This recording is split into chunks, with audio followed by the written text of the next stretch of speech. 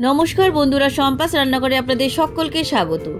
আজ আমি আপনাদেরকে শিবরাত্রি স্পেশাল সাবুর পরোটার রেসিপি শেয়ার করছি। সঙ্গে আমি গ্রিন চাটনিও বানিয়ে দেখাবো। এটা শুধু শিবরাত্রি কেন, আপনারা যে কোনো উপোসের দিনে কিংবা আপনারা একাদশীতেও এই পরোটা বানিয়ে খেতে পারবেন। তাই ভিডিওটা স্কিপ না করে পুরো রেসিপিটা দেখার অনুরোধ রইল। রেসিপিটা ভালো লাগলে আমাকে কমেন্ট বক্সে কমেন্ট করে জানাবেন। ভালো লাগলে লাইক বাটনটা প্রেস করে দেবেন আর আপনাদের বন্ধুদের মধ্যে আমার ভিডিওটাকে শেয়ার করে দেবেন। আর আমার নতুন বন্ধুদের কাছে অনুরোধ, আমার চ্যানেলটাকে সাবস্ক্রাইব করে পাশে থাকবেন। আর আমার চ্যানেলে নতুন নতুন রেসিপি দেখার জন্য পাশে থাকা ছোট্ট বেল আইকনটাও প্রেস করে দেবেন। চলুন আর কথা না বাড়িয়ে কীভাবে আজকে শিবরাত্রি স্পেশাল এই সাবুর পরোটা বানাবেন রেসিপিটা দেখে নেওয়া যাক। সাবুর পরোটা বানানোর জন্য প্রথমেই আমি ইন্ডাকশানে একটা কড়াই বসিয়ে দিলাম। কড়াইয়ের মধ্যে আমি দিয়ে দিচ্ছি 1 বাটি মোটা দানার সাবু।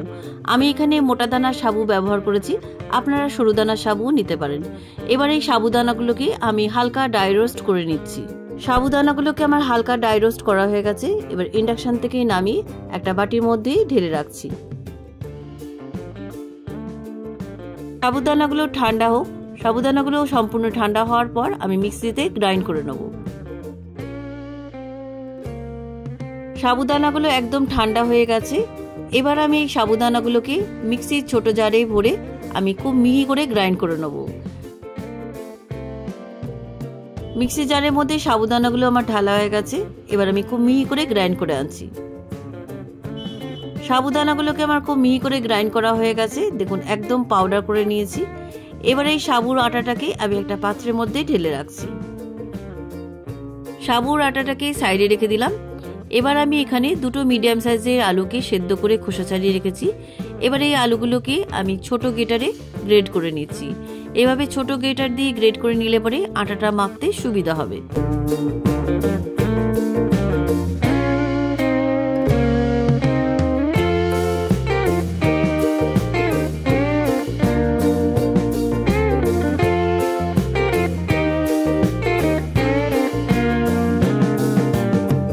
দুটো সেদ্ধ আলুকে খুব ভালো করে আমি গ্রেট করে নিয়েছি। এবার এই গ্রেট করা সেদ্ধ আলুটাকে সাইডে রেখে দিয়ে একটা বড় মিক্সিং বোল নিলাম। মিক্সিং বোলের মধ্যে প্রথমে আমি সাবুর আটাটা ঢেলে দিলাম। এবার এই সাবুর আটার মধ্যে আগে থেকে গ্রেট করে রাখা সেদ্ধ আলুটা ঢেলে দিলাম। এবার আমি দিয়ে দিচ্ছি 1 টিস্পুন ভাজা জিরের গুঁড়ো। এবার এর মধ্যে দিয়ে দিচ্ছি 1/2 টিস্পুন গোলমরিচ গুঁড়ো আর দিয়ে দিচ্ছি পরিমাণ মতন রক সল্ট বা সন্দক লবণ। এবার এর মধ্যে দিয়ে দিচ্ছি 1 টেবিল স্পুন থেতো করা আদা আর দিয়ে দিচ্ছি 1 টেবিল স্পুন থেতো করা কাঁচা পাকা লঙ্কা। ঝালটা আপনাদের স্বাদ অনুসারে দেবেন। এবার এর মধ্যে দিয়ে দিচ্ছি ধনেপাতা কুচি। ধনেপাতা কুচিটা একটু বেশি করে দেবেন, তাহলে খেতে বেশ ভালো লাগে। এবার সমস্ত উপকরণ হাত দিয়ে খুব ভালো করে মেখে নিচ্ছি। আলু দিয়ে সমস্ত উপকরণ দিয়ে প্রথমে সাবুর আটাটা মাখার পর আমি অল্প অল্প জল দিয়ে সাবুর আটাটাকে ভালো করে মেখে নিচ্ছি। প্রথমেই কিন্তু আপনারা জল দিয়ে মাখতে যাবেন না, প্রথমে আলু দিয়ে ভালো করে সাবুর আটাটা মাখার পর অল্প অল্প জল দিয়ে সাবুর আটাটাকে মেখে নেবেন। সাবুর আটাটা কিছুক্ষণ মাখার পর আমি এর মধ্যে 1 টিস্পুন গাওয়া ঘি দিলাম। গাওয়া ঘি দিয়ে ভালো করে আবার মেখে নিচ্ছি। গাওয়া ঘি দিয়ে খুব ভালো করে মাখার পর আমি এর মধ্যে 1/2 টিস্পুন গোটা জিরে দিলাম। গোটা জিরেটা আপনারা প্রথমেই দিতে পারেন, কারণ আমি প্রথমে দিতে ভুলে গেছিলাম তাই আমি পরে দিলাম। এবার গোটা জিরেটা দিয়ে আবার আমি ভালো করে সাবুর আটাটা মেখে নিচ্ছি। সাবুর আটাটা খুব ভালো করে আমার মাখা হয়ে গেছে। এবার ঢাকা দিয়ে আমি 15 মিনিট রেস্টে রেখে দিচ্ছি। সাবুর আটাটা রেস্টে থাক, ততক্ষণে আমি ধনেপাতার চাটনিটা বানিয়ে নেব। ধনেপাতা চাটনি বানানোর জন্য আমি এখানে 1 আঁটি ধনেপাতাকে খুব ভালো করে ধুয়ে রেখেছি আর নিয়েছি 2 টুকরো আদা, 3টে কাঁচা লঙ্কা আর 1 টুকরো পাতিলেবু। এবার এই সমস্ত উপকরণ আমি মিক্সিতে বেটে নেব। মিক্সির জারের মধ্যে প্রথমে ধনেপাতাগুলো দিয়ে দিলাম। ধনেপাতাগুলোকে আমি একটু বড় বড় করে কেটে দিয়েছি, আপনারা ছোট ছোট করে কেটে দিতে পারেন। আদা টুকরোটা দিয়ে দিলাম আর কাঁচা লঙ্কাগুলো দিয়ে দিলাম। এবার এর মধ্যে আমি পাতিলেবুর রসটা চিপে দিচ্ছি।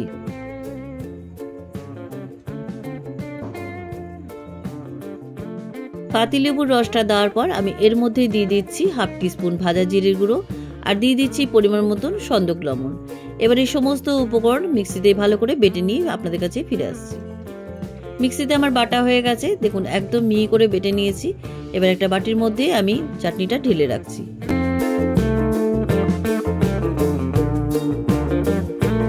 পরোটার জন্য আমার চাটনিটা রেডি। এবার চাটনিটাকে সাইডে রেখে দিচ্ছি।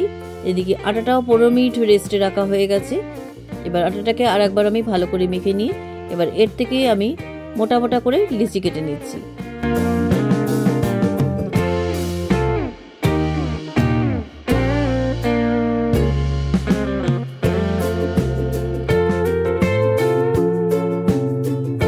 সব কটা লেচি আমার কাটা হয়ে গেছে। এবারে লেচিগুলো আমি বেলে নেবো। বেলার জন্য আমি এখানে বেলুন চাকি নিয়েছি, আর পরোটাগুলো বেলার জন্য আমি এখানে আটা নিয়েছি। আপনারা সাবুর আটাও নিতে পারেন। এবার পরোটাগুলো কিভাবে বেলছি আপনাদের দেখিয়ে দিচ্ছি। প্রথমে একটা লেচির মধ্যে অল্প একটু আটা নিয়ে আমি পরোটাগুলো বেলে নিচ্ছি। পরোটাগুলো বেলার সময় সাইডগুলো কিন্তু ফাটা ফাটা হবে, যেহেতু ওটা সাবুর আটা। কিভাবে গোল করছি আপনাদের দেখিয়ে দিচ্ছি। একটা টিফিন বক্সে ঢাকা দিয়ে এভাবে চেপে নিয়ে সাইডগুলো ছাড়িয়ে নিয়েছি। আপনারা যে কোনো ঢাকা দিয়ে এভাবে পরোটাগুলো গোল করে নিতে পারেন। দেখুন কি সুন্দর গোল হয়ে গেছে। একটা পরোটা আমার বেলা হয়ে গেছে। এবার একটা প্লেটের মধ্যে তুলে রাখছি। আরও একটা পরোটা ওই একই পদ্ধতিতে বানিয়ে দেখাচ্ছি।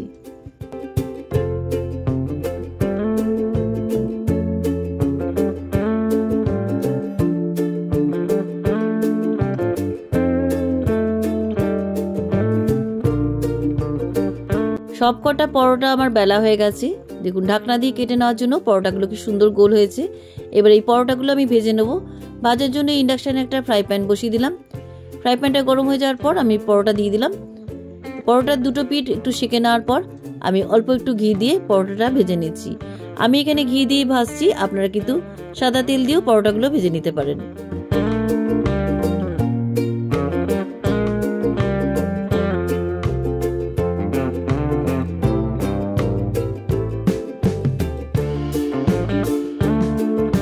ঘি দিয়ে পরোটাগুলো এই পিঠে পিঠ খুব ভালো করে লাল করে আমি ভেজে নিয়েছি। এবার একটা প্লেটের মধ্যে তুলে রাখলাম। বাকি পরোটাগুলো ওই একইভাবে ভেজে নিচ্ছি।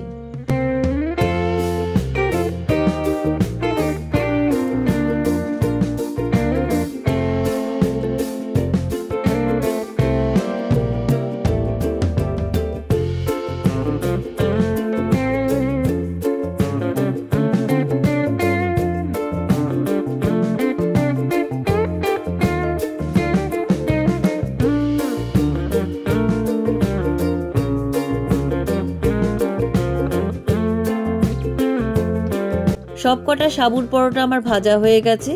এবার এই সাবুর পরোটাগুলো একটা প্লেটের মধ্যে ধনেপাতার চাটনির সাথে আমি সার্ভ করলাম। আপনাদের কাছে এনে দেখাচ্ছি পরোটাগুলো কতটা নরম তুলতুলে হয়েছে। আর এই ধনেপাতার চাটনির সাথে কিন্তু এই পরোটাগুলো অসাধারণ লাগে। কেমন লাগলো আজকের এই শিবরাত্রি স্পেশাল সাবুর পরোটার রেসিপি? আপনারাও যে কোনো উপোসের দিনে এই সাবুর পরোটার সাথে ধনেপাতার চাটনি দিয়ে খেয়ে দেখুন, খেতে কিন্তু অসাধারণ হয়। রেসিপিটা কেমন লাগলো আমাকে কমেন্ট বক্সে কমেন্ট করে জানাবেন। ভালো লাগলে লাইক বাটনটা প্রেস করে দেবেন, আর আপনাদের বন্ধুদের মধ্যে আমার ভিডিওটাকে শেয়ার করে দেবেন। আর আমার নতুন বন্ধুদের কাছে অনুরোধ, আমার চ্যানেলটাকে সাবস্ক্রাইব করে পাশে থাকবেন।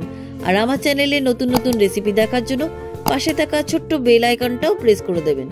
আজ তাহলে চলি, আবার একটা নতুন দিনে নতুন রেসিপি নিয়ে আপনাদের কাছে চলে আসব। সবাই ভালো থাকবেন, সুস্থ থাকবেন।